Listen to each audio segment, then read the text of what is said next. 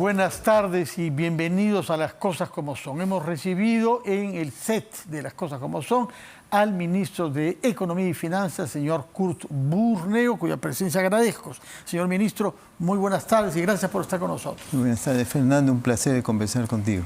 Tiene pocas semanas en el cargo, pero durante estas semanas ha dado muestras de mucha energía para elaborar un plan, para explicarlo a la opinión pública, como ha hecho, por ejemplo, hoy con sus viceministros, pero además para establecer relaciones personales con el Congreso, con los gremios empresariales, con los gremios laborales, tratar de generar confianza en que es un plan que puede marchar y que puede permitir que nuestro país crezca más y que en consecuencia se cree un empleo formal.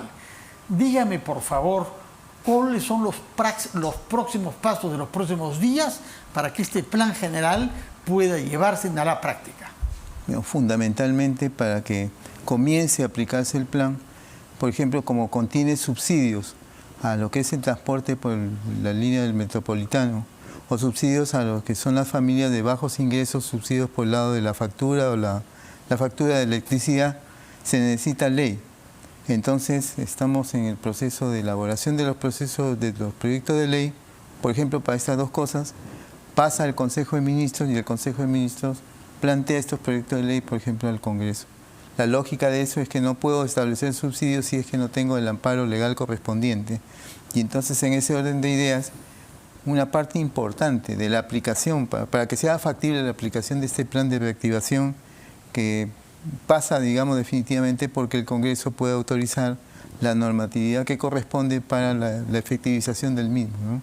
Entonces, en ese sentido, se inscribe algunas visitas anteriores que hice a la mesa directiva, por ejemplo, del Congreso, para que haya una mayor coordinación entre los proyectos de ley, por ejemplo, que salen de los congresistas o que son emitidos por el Congreso, y los proyectos de ley que del Ejecutivo enviamos al Congreso. O sea, una mayor coordinación significa una política, por ejemplo, de teléfonos abiertos, para que con el tiempo necesario se evalúen las iniciativas que vienen de ambos lados.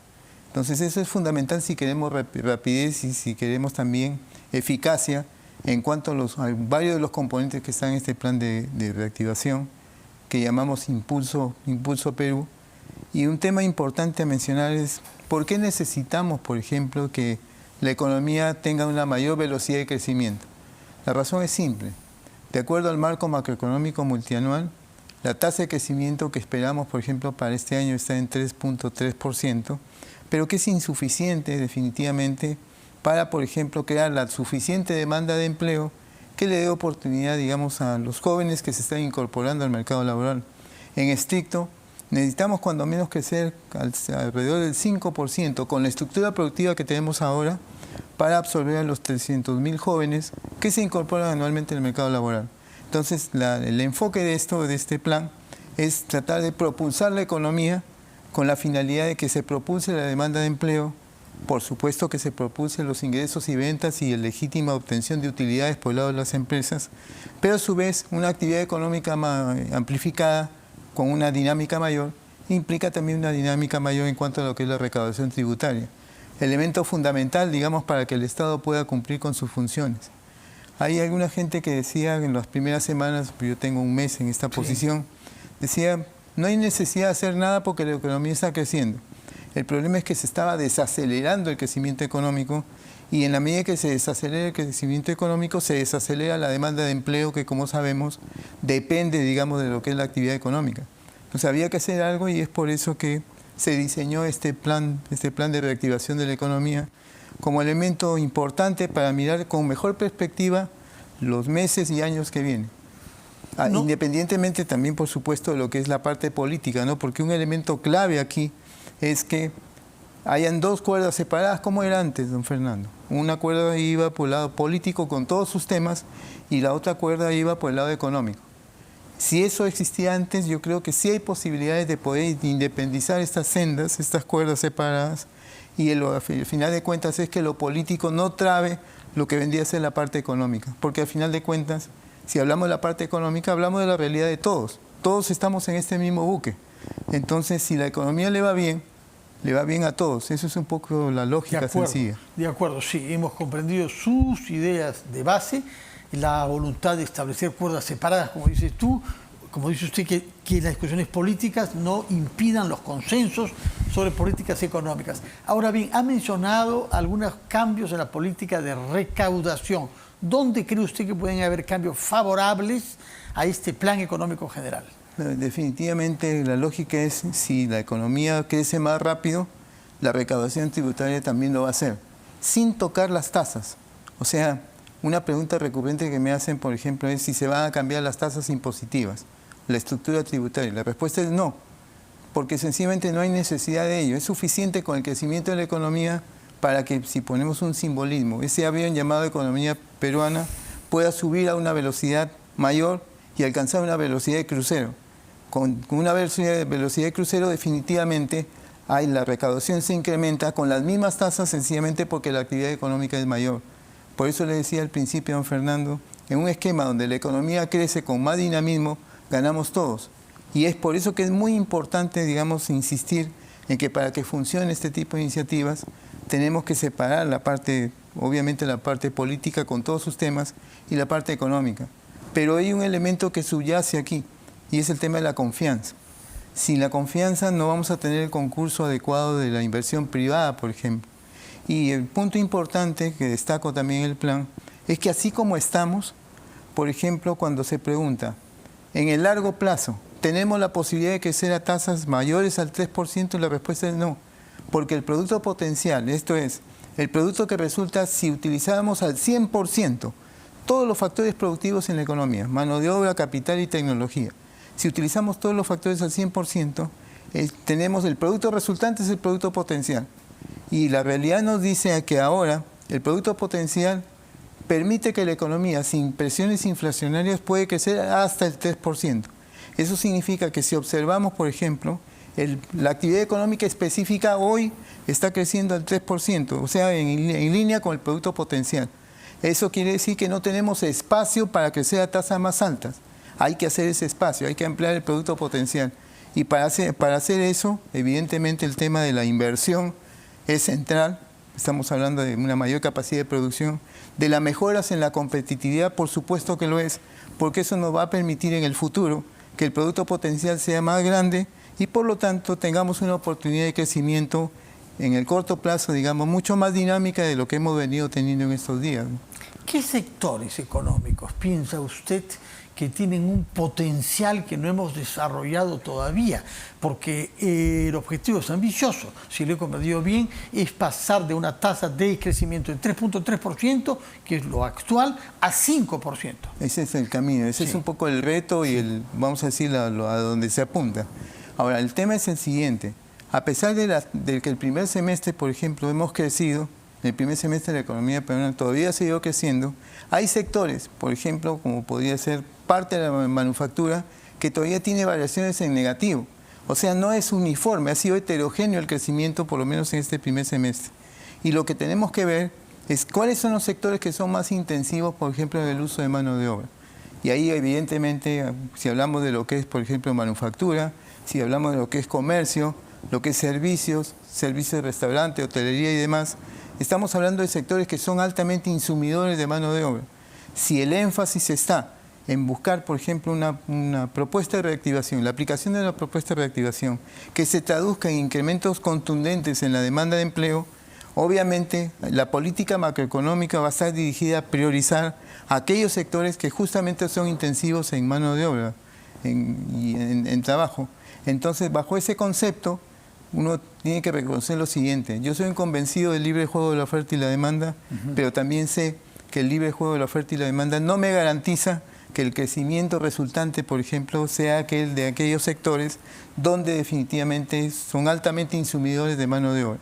Ahí tiene que haber política macroeconómica que, vamos a decirlo así, direccionada, me permita tener una mayor demanda de empleo. Y en ese sentido, por ejemplo, ¿qué instrumentos? Por ejemplo, el caso de las MIPES, don Fernando. El caso de las MIPES, que son muy altamente insumidoras de mano de obra, lo que hay que hacer, por ejemplo, es facilitarle tasas de interés menores. Sabemos, por ejemplo, que tanto por la economía interna como por la economía internacional, las tasas de interés están elevándose. Así es. Entonces, estamos en el proceso más bien inverso de lo que usted preconiza. Claro. Están subiendo las tasas de interés. Y hace más complicado, obviamente, la reactivación por el lado de la demanda. Por eso que en el plan está considerado, por ejemplo, la existencia de fondos que permitan, por ejemplo, dar tasas de interés preferenciales o reducidas a lo que son las MIPES, pero con un detalle. El detalle es, por ejemplo, que a diferencia de otras expresiones u otras historia pasada, en el caso de las MIPES lo que estamos proponiendo es un bono al buen pagador. Es decir, aquellos tomadores de crédito dentro de lo que son las MIPES que cumplen a tiempo con sus obligaciones de pago, se les da, digamos, un bono de buen pagador que equivale a una tasa de interés reducida. O sea, si usted, por ejemplo, cumple con sus obligaciones siendo una MIPE y paga a tiempo, digamos, sus cuotas, se beneficia, digamos, con un bono a su favor. Eso podría ser equivalente, digamos, a una tasa de interés menor.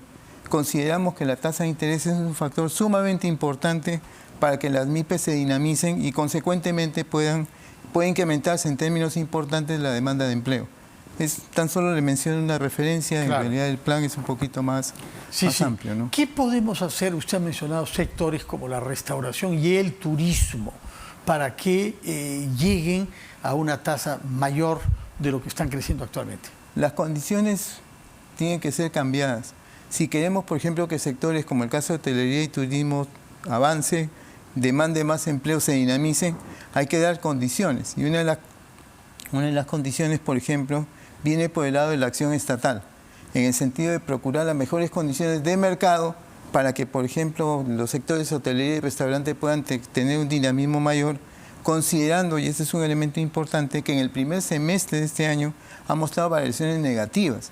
Como les contaba, si uno mira los sectores en la economía, durante lo que ha sido el primer semestre, hay sectores que en el promedio se ha crecido, pero hay sectores, por ejemplo, que no lo han hecho, más bien se han contraído, como el caso de hotelería y restaurantes, por ejemplo. Hotelería y restaurantes. La parte que corresponde a manufactura también, la parte que también se ha contraído es la parte de hidrocarburos. O sea, hay varios sectores que no han crecido, se han reducido en el primer semestre. ¿Y eso qué significa? Que desde el momento que no hay un crecimiento homogéneo, entonces evidentemente las políticas macroeconómicas tienen que mirar a aquellos sectores que presentan variaciones en negativo. Eso apuntala, digamos, tasas de crecimiento mayores. Y de acuerdo a algunos cálculos que se han hecho con un modelo matemático del Ministerio de Economía y Finanzas, creemos, por ejemplo, que el impacto que tiene este programa sobre lo que es, por ejemplo, la actividad económica, el PBI, en lo que queda del año 2022, estamos planteando un incremento sobre el 3.3% planteado, plantear un incremento adicional de 0.2 más, o sea, podríamos llegar a 3.5 este año. Sí, eso es lo que dijo usted en su y el próximo año, Congreso. 3.5% para este año 22, ¿a usted le parece realizable? Yo creo que sí. Pero ¿Dónde va a sacar ese 0.2% más de crecimiento? Por el lado, por ejemplo, de políticas que van por el lado de la demanda, es decir, el gasto público y en general y en particular la inversión pública. Don Fernando, si nosotros somos capaces de que la inversión pública recupere, digamos, la cadencia que tenía antes, es decir, si los proyectos de inversión pública se desarrollan en función de los tiempos que deberían de darse, ahí vamos a tener un elemento de empuje por el lado del gasto público. Se habla de más de 3.000 obras paralizadas en nuestro país. ¿En qué obras está pensando usted cuando quiere acelerar y quiere impulsar para que se destraben? No olvidemos que son los sectores los que definen las prioridades. A nivel general, el Ministerio de Economía no define las prioridades, sino son los sectores. El punto es, el mensaje, si quieren, por ejemplo, en el proyecto de presupuesto para el próximo año, que los sectores gasten lo que tengan en cuanto a los proyectos de inversión que ya están lanzados, no en proyectos de inversión nuevos. ¿Y por qué no en proyectos de inversión nuevos? Porque si ni siquiera se ha terminado la cartera de proyectos que manejan... Lejos de eso, ¿no? Porque hay una baja tasa de ejecución este año. Pero vamos a hacer seguimiento fino, en realidad casi semanalmente, estamos mirando la evolución de los proyectos de inversión pública. Y es algo así como si fuésemos unos sectoristas, digamos, en relación a nuestros clientes. Sí. Vamos a estar atrás en cuanto veamos un rezago que debería de eliminarse, o sea, en otras palabras, proyectos de inversión que tenga que hacerse en tiempo, nosotros estamos haciendo un seguimiento prácticamente en tiempo real de cómo están marchando esos proyectos de inversión pública Y la idea es recuperar, como le decía, la cadencia perdida, vamos a decirlo así, porque una inversión pública que sea más dinámica implica gasto público también dinamizado. Y como todos sabemos, el gasto público es un componente de la demanda. De la misma manera, si en tanto y cuanto, por ejemplo, se recupera la tasa de crecimiento del Producto Bruto Interno, o sea, de la actividad económica, eso va a significar una mayor demanda de empleo. Esa mayor demanda de empleo va a significar mayor consumo privado. Y el consumo privado, solo el consumo privado explica casi el 67% de todo el gasto en la economía. Eso significa, por tanto, que en la medida que se propulse la demanda de empleo, que es resultado obviamente de la propulsión de la actividad económica, vamos a tener mayor consumo. Ese mayor consumo implica la mayor demanda y tenemos un círculo virtuoso, vamos a decirlo así. Puede sonar muy keynesiano el tema, pero definitivamente sí, funciona. Suena keynesiano, efectivamente. Pero funciona. No le gusta a todos Keynes, pero en fin, nadie puede poner en duda la eficacia que tuvo en su momento, a la salida de las 2 guerras mundiales. Claro, cuando hay capacidad instalada ociosa, y uno propulsa la demanda, obviamente hay un efecto multiplicativo.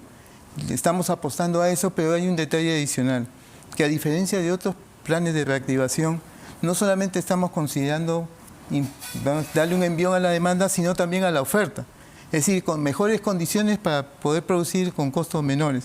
Eso significa o va a implicar también que no va a haber presiones inflacionarias, porque se está incrementando la demanda y a la vez se está incrementando la oferta. O sea, ya no se puede decir que este es un plan que está basado solamente en la demanda. Claro. Se plantean mejores condiciones para producir más barato a nivel de la oferta y por lo tanto no deberían de producirse presiones inflacionarias como consecuencia de la aplicación del plan. Que es muy importante. Ahora, usted nos dijo que entonces prevé que este año, si se cumplen algunas condiciones, podremos crecer en 3.5% y el próximo nos orientamos al 5%.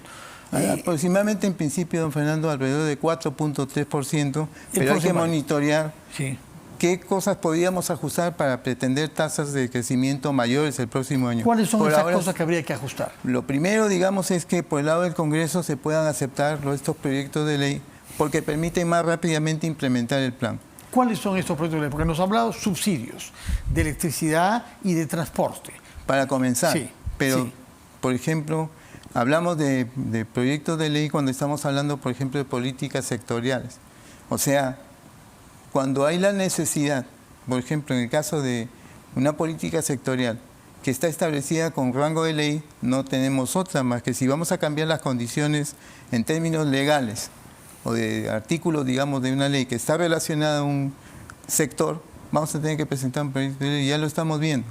Pero no lo hace todo el Ministerio de Economía. No. Los sectores que forman parte del Poder Ejecutivo van a tener también implicancia en esto, porque son los sectores los que van a plantear las propuestas legislativas que, Dios mediante, el próximo miércoles debemos de discutir en el Consejo de Ministros. El próximo miércoles cree que podrá ser aprobado en Consejo de Ministros y enviado al Parlamento. Un proyecto de ley, el primero. Son varios.